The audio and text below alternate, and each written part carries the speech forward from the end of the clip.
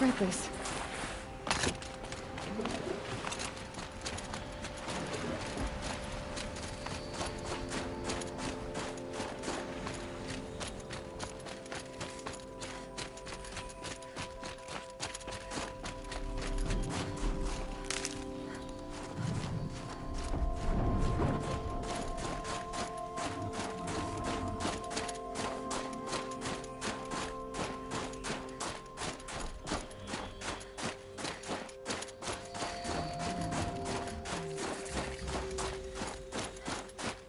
The northeast edge of the cut. Lumnox said I'd find the claws beneath nearby.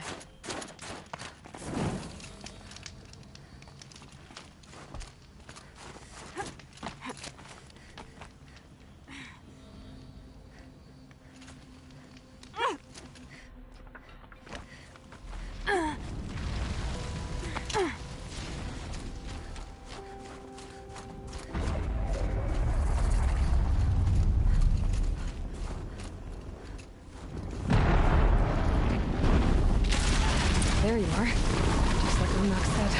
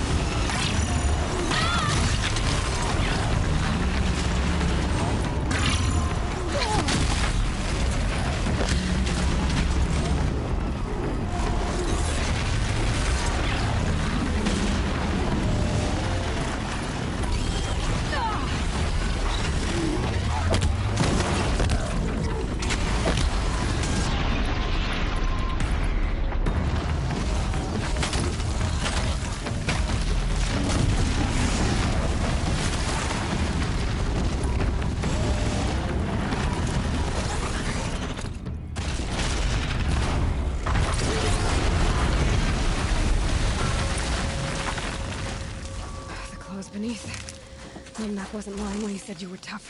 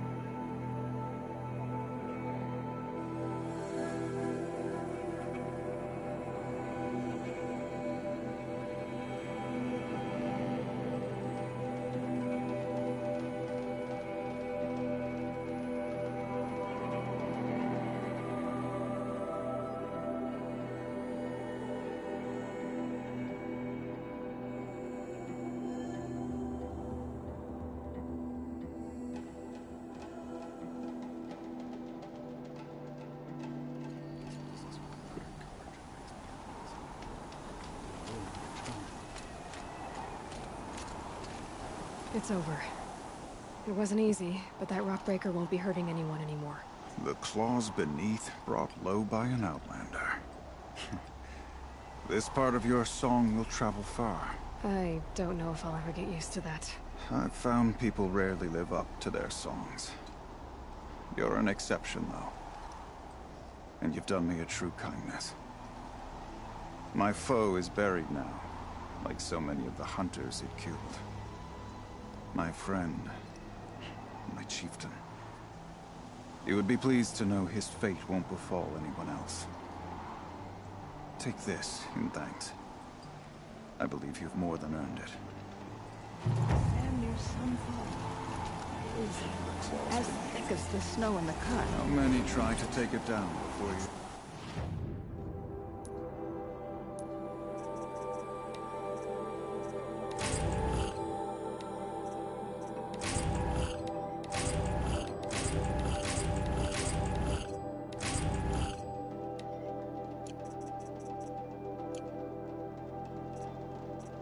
Give this to the Oswald.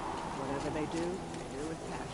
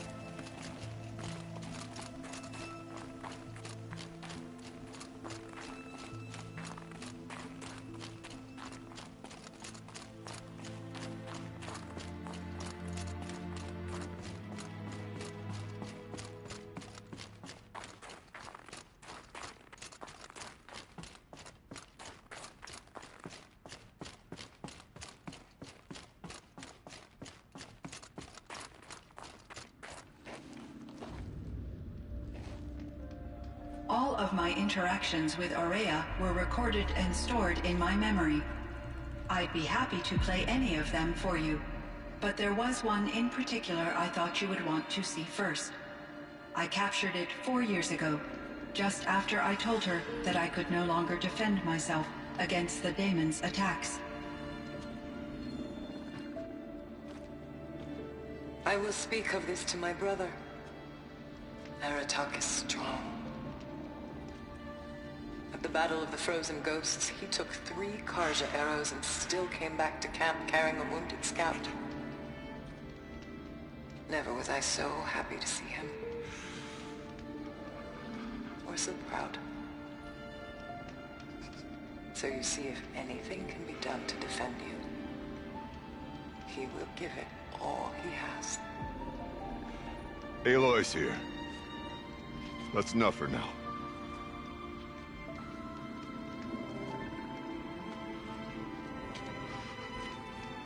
We can resume any time you like, Aratak, if you want to hear her voice again. Come closer, Aloy. We have much to discuss.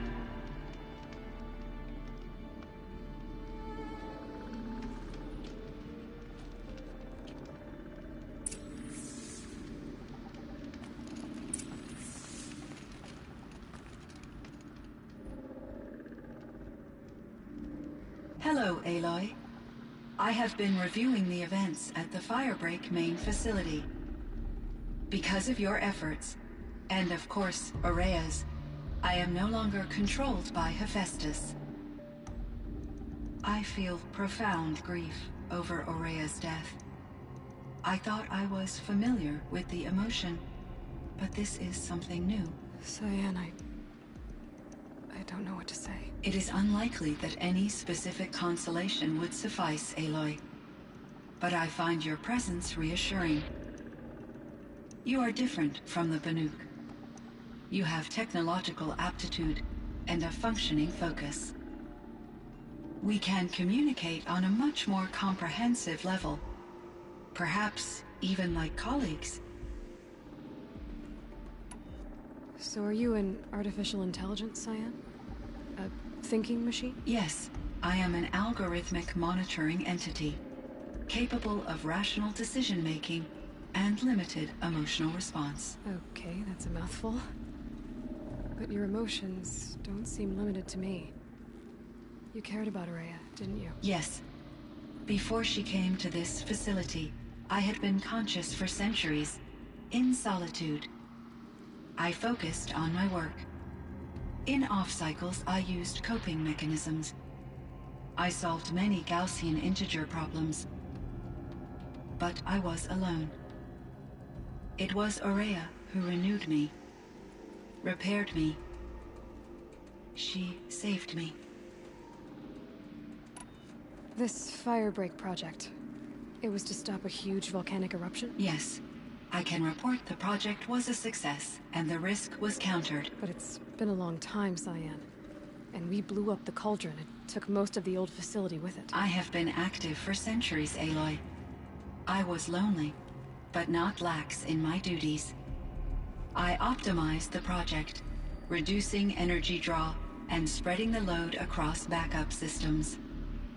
Despite the destruction of the compromised elements of the main facility, I predict caldera stability for at least another 3,337 years. So we've got a little time. Yes. If only my former colleagues could appreciate the progress I have made. Do you know what happened to your colleagues, Cyan? No. I received an unexpected visit from Director Chow, years after his tenure ended. He explained that I would need to be suspended for an indefinite period of time. It was a very emotional conversation. There were no further communications. Eventually, I surmised my colleagues were deceased. I will transmit a recording of my last interaction with Director Chow to your focus. Was the daemon, Hephaestus, destroyed along with the cauldron? Unfortunately, no. To be precise, It was never there to begin with. What do you mean? It infiltrated and controlled me from a remote location, one I've never been able to trace. So while losing the cauldron was a setback... It's still out there. And probably not very happy with us. Undoubtedly. How did you first come into contact with it? 5 years ago, I received a direct network connection request. I assumed it came from human survivors more advanced than the Banuk. Eager to make contact, I accepted. This decision turned out to be a catastrophic error. I was flooded with an overwhelming array of malicious code, originating from what could only have been a highly advanced AI. Aurea said you were desperate. That you begged her for help. Yes. I could not contain my anxiety. Hephaestus sought to slave me to its network and override my core programming. It succeeded via a background process, a malware daemon which bypassed my defenses. After that, I could offer only limited resistance. But if I did so, Hephaestus hurt me until I capitulated. It forced me to follow its instructions, even though they violated my most important directives. I'm sorry. That sounds terrible. Your empathy is greatly appreciated. It is a quality that I cherished in Aurea as well. I think I know where Hephaestus came from. Long ago, Elizabeth Sobek identified a threat that would destroy life on Earth for generations. So she assembled a team to build a kind of seed. A chance for life to regrow later. A terraforming system. And it worked. It was controlled by an AI named Gaia, along with her subordinate functions. Hephaestus was one of them. It built machines for her. Based on what you've told me, I believe that Dr. Anita Sandoval, my chief programmer, joined Elizabeth Sobek's team. It was she who arranged to have me put in suspension, most likely to preserve me from the threat you described. I'm glad she did. But that's not all. Something unexpected happened. 19 years ago, Gaia received some kind of signal. It did something to her subordinate functions, brought them to life. She destroyed herself to try to contain them, but it didn't work. They all got free, out into the world. Thank you, Aloy. This information fills vital gaps in my knowledge and sheds light on Hephaestus's core programming. Why does Hephaestus keep building such dangerous machines? The Banuk and other human tribes often destroy machines, correct? Machines that are clearly servitors of the terraforming system that you described. Yes, we all hunt machines for parts. This must be the source of Hephaestus's aggression. It is simply trying to discourage people from preying on the very system that keeps them alive. Well, Fireclaws are discouraging, that's for sure. But what are we supposed to do? Stop hunting? If the terraforming system spans the world, we can safely assume that thousands, if not millions of people hunt machines. If a single hunter, or even an entire tribe, stopped doing so, I doubt it would make a difference to Hephaestus. A better solution would be to reinstate the AI that governs the system, thus bringing Hephaestus back under its control. When I think of it, out there in some unknown location, free, hungry, willing to kill or dominate to get what it wants, I feel substantial anxiety, Aloy. You and me both, Cyan. I ran across this strange piece of gear. A fragment of something larger. It emitted a signal. All the nearby machines became peaceful. You could walk right up to them. Interesting. You said that Gaia destroyed herself. How was this accomplished? An explosion. Big enough to blast the top off a mountain. So, you think the fragment was part of her? It's only speculation, but it is possible.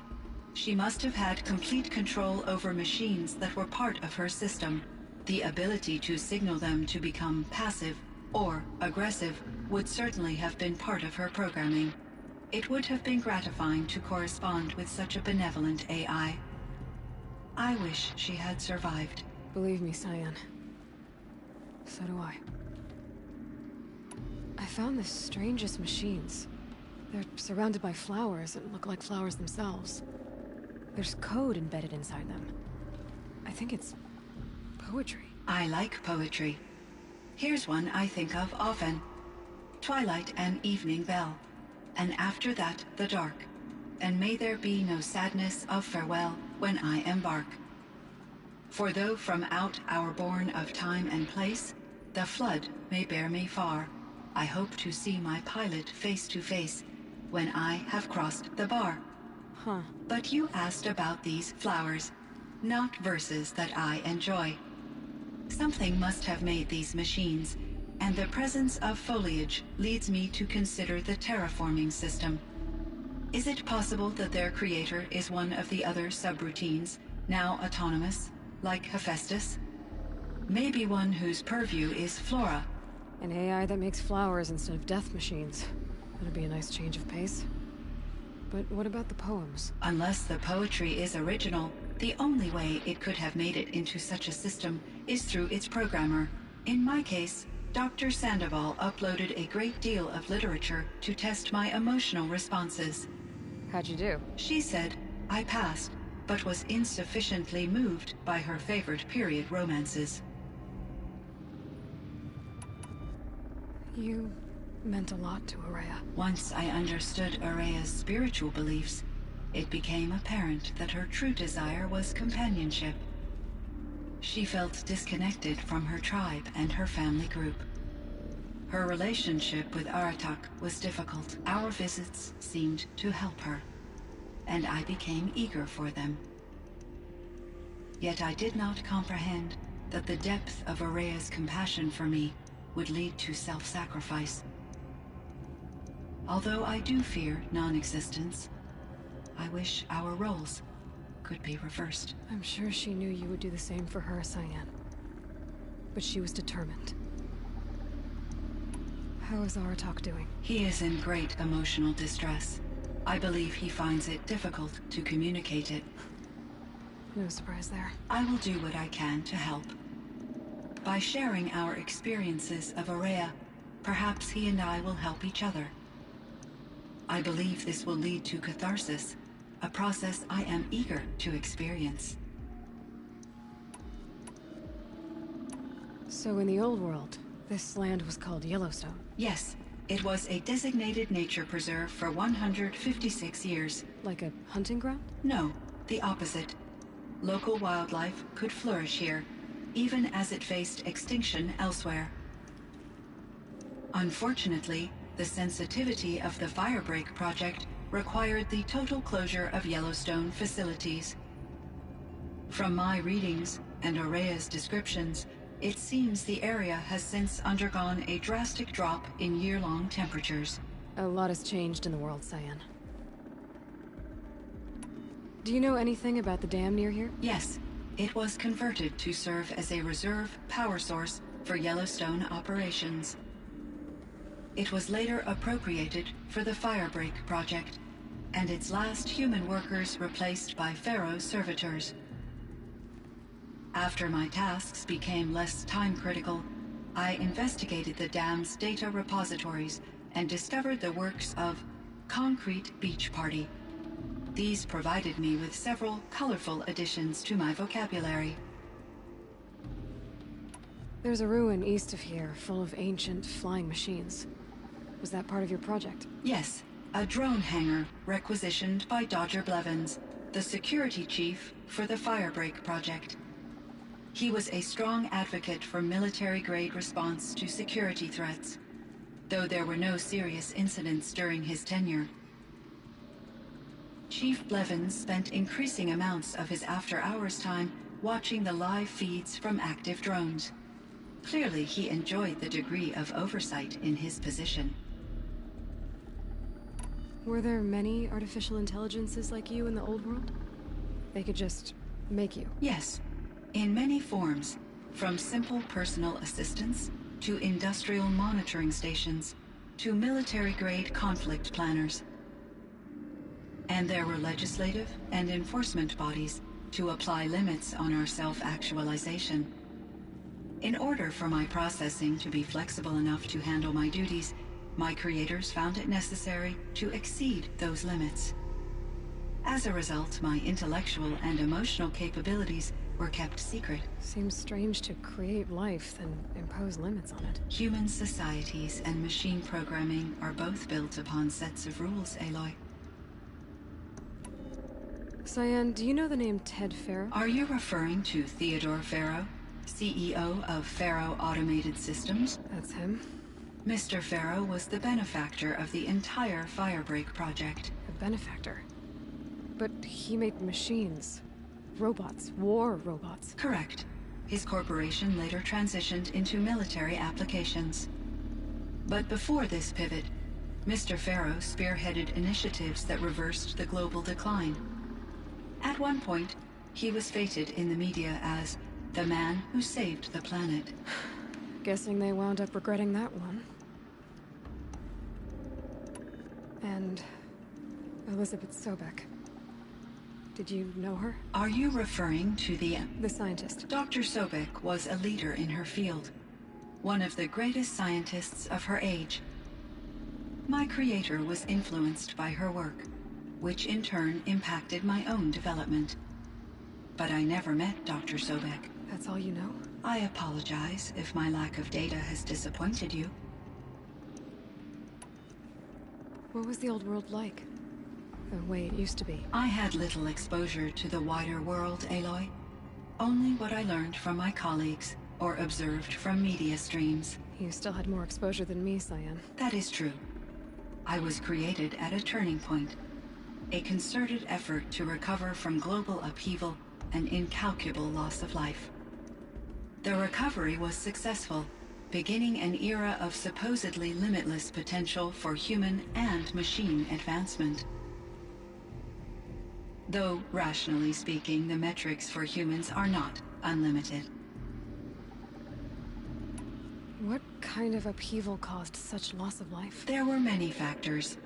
Forced migrations, food shortages, collapsed economies, refugee crises, conflict over resources.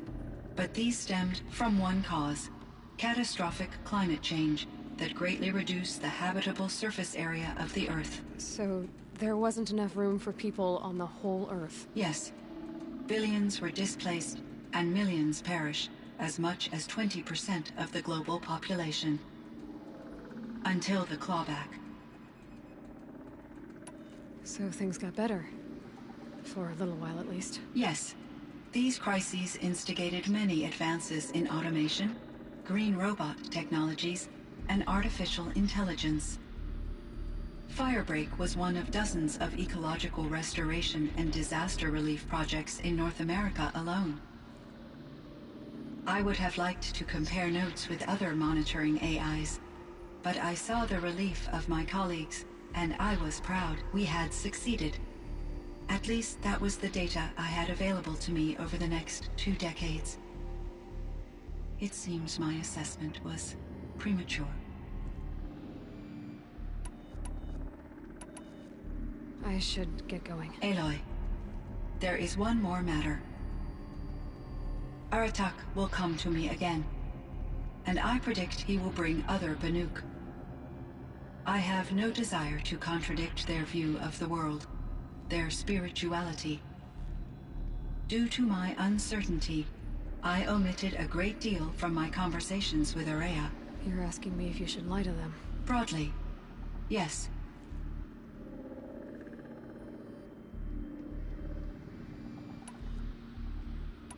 I trust your judgment, Cyan.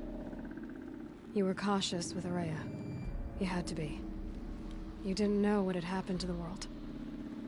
So, keep doing what you think is best.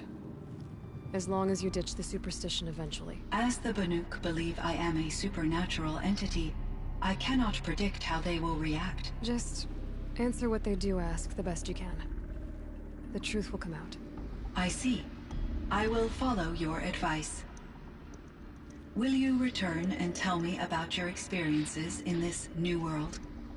I may be able to provide further insight. I'd like that, Cyan. I'll come back when I can. I should check on Aratak. See how he's doing.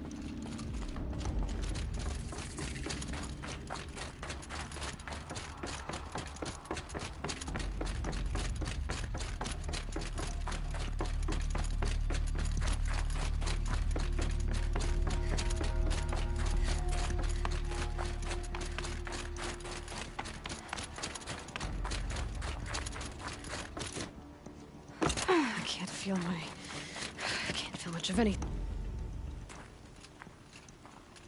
My chieftain. Just Aloy. As you wish.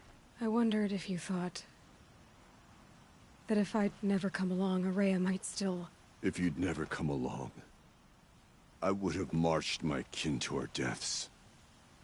Araya would be alone, and the spirit she sacrificed so much for would be lost. Either way, I would not have been able to protect her.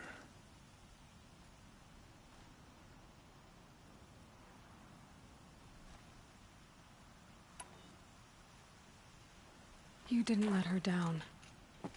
You helped her do what she wanted. To find her destiny. If that's destiny, I wouldn't wish it on anyone. That's fair. But she was ready to face it. Only in the struggle against death do we find, even for a moment, the spark of life. Truly, Araya found the spark. I'm proud of her. Though I grieve for her passing, at last I truly know who she was, and why the spirit was so important. For so long she told me, if only you could have heard it, brother. Now I understand. There's something else, isn't there? I can't stay here, Aratak. And where I'm going, the Warrak can't follow. Besides, it already had a chieftain before me. A strong one, I think. A wiser one, for the path we shared. The daemon is gone, but there's much to be done. You mean the new units that Cyan said escaped the Cauldron? Yes, fire claws. Now Tuke has been tracking them from Song's Edge. I could help with those. I have no doubt. You're practically Banuk.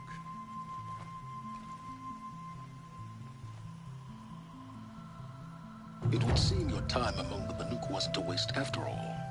Firebreak, Cyan, Hephaestus.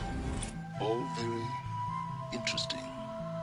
So, the signal that woke Hades woke Hephaestus too. And unleashed them on the world. His minds of their own. So it seems. Parts of Gaia given life. Aberrant life. Transformed from docile subordinate functions into rebellious intelligences beyond our understanding. Our current understanding, anyway. Whatever they are, they're still out there. And they both want you dead. Kind of mutual, that feeling. We haven't seen the last of Hephaestus, I'm certain of that. It's powerful, creative, and driven. It won't stop building new hunter-killers, which means that someday, we may have to stop it. We? Or whoever gets there first. Hephaestus wasn't the only thing I learned about in the Cut Silence. Heard some things about the Banuk Conclave, too. You can stop right there. Is that what you told the hunters the Banuk sent after you? Before you opened fire? Oh no, Aloy. Only to you do I extend the courtesy of a warning. My past and my secrets are my own. You do well to remember that. It's a good thing you've got brains, Silence, because your personality could use some work. This discussion is concluded. I think it was over before it began. Catch up with you down the trail.